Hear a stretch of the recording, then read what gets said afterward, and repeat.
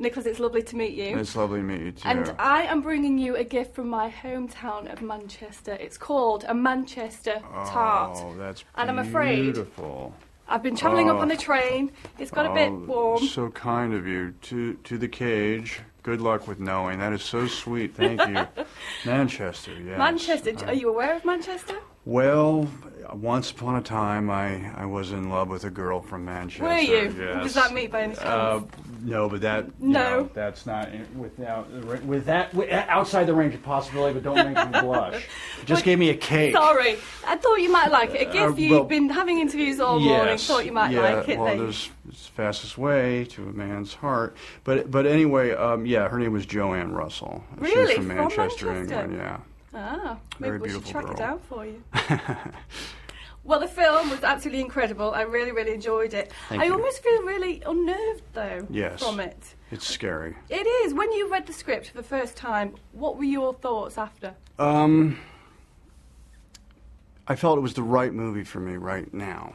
I wanted to make a movie that didn't resort to gratuitous violence. I was tired of my face connected to a gun shooting people. I was trying to find a way to entertain you, give you something that would enable you to escape from your daily, whatever they may be, issues, but without resorting to gratuitous violence. It also had the wonderful abstract nature that science fiction can give you that other genres don't really succeed at. So this is a way for me to connect with people and to appeal to all those interests that I have.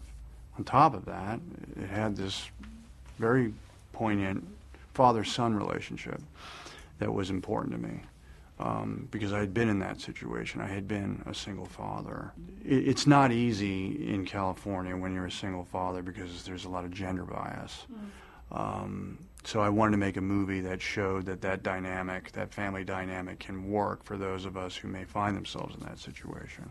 Well, of course you're referring to your older son, Weston. and there's a really emotional part in the film where your son in the film looks at you and says, "I don't want to die." You say to him, "I'm not going to let that happen."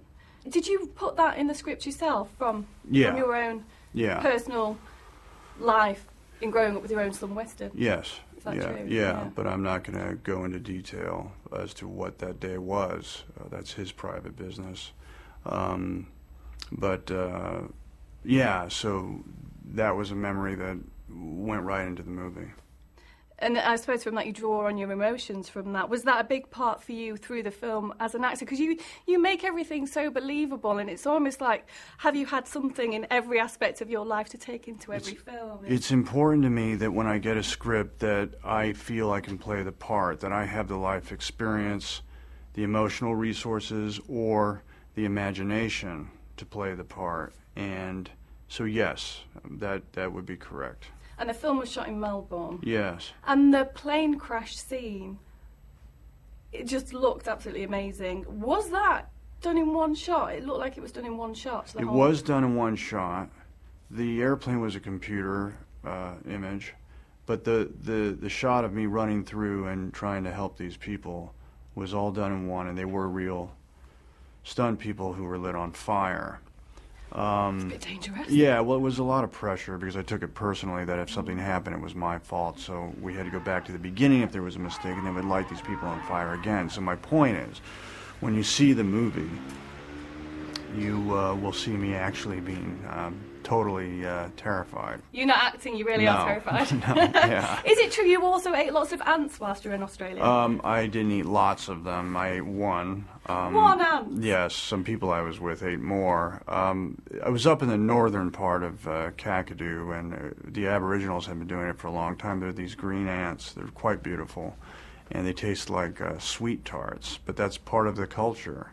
And but I started to feel bad about it, so I didn't do it. You didn't eat I had the one. That was it. Well, now you have a sweet tart. Yes, Manchester tart for a you. genuine sweet tart. Thank you so much for that. Thank you. It's been absolutely lovely to meet you. Thank you. Good luck with knowing. Yeah, thank to you. the Cage, yes, as it says. I really appreciate that. Thank you very much. Yes. Enjoy the cake. I'm sorry it did get a bit warm. No, it's.